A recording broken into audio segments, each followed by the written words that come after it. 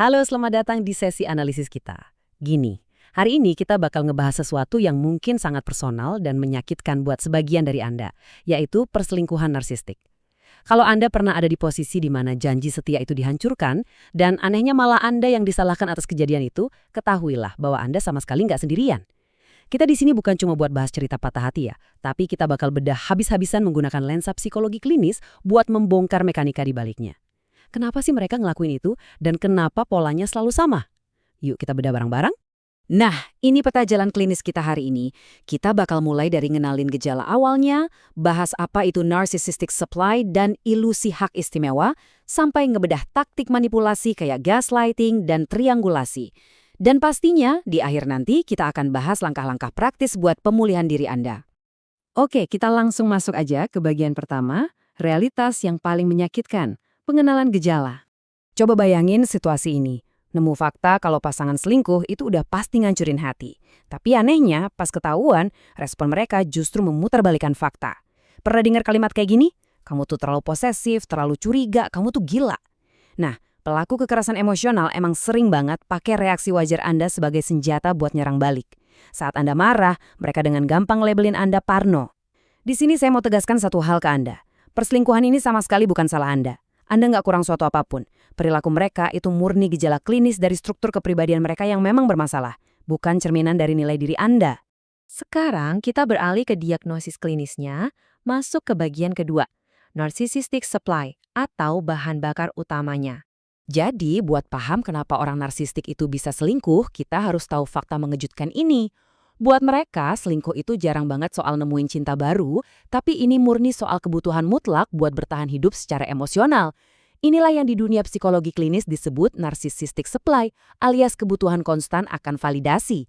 Analoginya gini, bayangin orang narsis itu kayak smartphone yang baterainya bocor. Mereka butuh di-charge terus-terusan. Pasangan utamanya itu ibarat power bank yang dayanya mulai habis, karena Anda kan udah tahu kelemahan mereka yang sebenarnya. Terus apa yang mereka lakuin? Mereka nyari charger baru yang masih mengkilap. Selingkuh lain ini ngasih mereka sensasi validasi bahwa mereka itu masih jadi pusat dunia. Mari kita bedah sebuah studi kasus anonim biar lebih kebayang gimana transaksi emosional ini bekerja. Di pagi hari, sang suami ngasih rasa aman palsu ke istrinya dengan bilang, I love you. Tapi pas malam hari, dia ngekstrak validasi dari rekan kerjanya dan bilang, cuma kamu loh yang bener-bener paham aku. Sang istri ngerasa dicintai, rekan kerjanya ngerasa super spesial. Terus si narsis dapat apa? Dia dapat dua sumber suplai sekaligus. Ini tuh murni sebuah permainan di mana mereka menang telak dan Anda berdua yang dirugikan. Hal ini ngebawa kita ke bagian ketiga, ilusi hak istimewa, atau biasa disebut entitlement. Sifat psikologis ini tuh krusial banget dan sebenarnya sering jadi bendera merah sejak awal masa PDKT. Orang narsistik punya ilusi hak istimewa yang benar-benar mengakar di kepala mereka. Mereka percaya 100% kalau aturan normal kayak komitmen itu nggak berlaku buat mereka. Di otak mereka, mereka berhak mengekang Anda. Tapi kalau dituntut kesetiaan, wah itu dianggap mengekang kebebasan pribadi mereka. Makanya, kalau Anda coba menetapkan batasan moral yang wajar, respon mereka biasanya bukan ngerasa bersalah, tapi malah marah besar. Dinamika ini kelihatan jelas banget dari obrolan sehari-hari. Anda bilang, tapi kamu menyakiti aku, sebuah kerentanan yang sangat manusiawi. Terus respons mereka, halah aku tuh cuma mau hidup bahagia, kamu aja yang drama. Mereka dengan gampangnya mengabaikan rasa sakit Anda dan ngeles dengan bilang selingkuhannya itu cuma teman biasa. Padahal secara klinis, pihak ketiga itu bukan teman. Itu adalah alat validasi, sumber suplai baru yang lagi mereka eksploitasi habis-habisan. Sikap dingin ini mengantarkan kita pada bagian keempat, empat yang tumpul dan taktik gaslighting. Ini mungkin kebenaran yang paling susah ditelan buat para korban. Secara neurologis, pelaku itu seringkali emang nggak punya kapasitas buat memproses rasa sakit emosional Anda.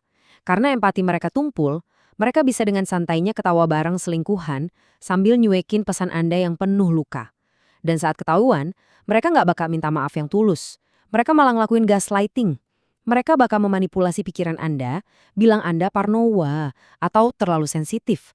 Tujuannya ini sangat terukur ya, buat ngalihin rasa bersalah, bikin Anda meragukan kewarasan Anda sendiri, dan menjaga Anda tetap berada di bawah kendali mereka.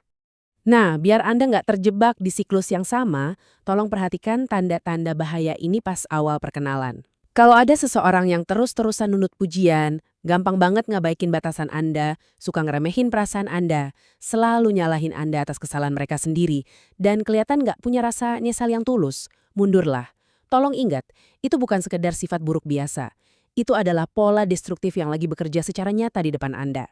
Bagian kelima kita hari ini bakal ngebahas teknik manipulasi tingkat lanjut, yaitu triangulasi sebagai alat kontrol. Kehadiran pihak ketiga itu jarang banget terjadi karena kebetulan, teman-teman. Ini adalah strategi yang disengaja. Triangulasi itu seni menciptakan segitiga konflik. Fakta klinisnya, orang narsistik itu sering sengaja membiarkan Anda mencurigai adanya pihak ketiga. Tujuannya apa? Buat memicu rasa cemburu. Perselingkuhan di sini murni berfungsi sebagai instrumen kontrol. Dengan bikin Anda ngerasa insecure, Anda tanpa sadar bakal berjuang lebih keras, jadi lebih penurut, cuma karena Anda takut banget kehilangan mereka. Coba deh kita kontraskan kedua realitas ini. Di dinamika hubungan yang sehat, Anda bakal ngerasa aman. Sama sekali nggak ada tuh yang namanya kompetisi. Tapi di dinamika narsistik, Anda ngerasa kayak harus saingan terus. Bahkan sama bayangan masa lalu dia atau rekan kerjanya. Saya mau memvalidasi kecemasan Anda di sini. Kompetisi yang menguras energi Anda itu nggak terjadi secara alami loh. Melainkan memang sengaja diproduksi oleh mereka biar Anda terus terpaku sama mereka. Oke, setelah kita bedah habis diagnosis klinisnya, kita sampai di bagian terpenting. Bagian ke-6, langkah pemulihan. Sekarang saatnya kita alihin fokus dari penyakit mereka ke pemberdayaan diri Anda. Ini peta jalan buat mutusin ikatan trauma itu. Langkah pertama, berhenti menyalahkan diri sendiri. Anda itu cuma kebetulan mencintai orang yang struktur psikologisnya rusak. Langkah kedua, jangan pernah coba-coba ngubah mereka. Gangguan kepribadian narsistik itu butuh terapi klinis intensif. Dan langkah ketiga, yang paling bisa menyelamatkan hidup Anda, pergi atau batasi kontak secara sangat-sangat ketat.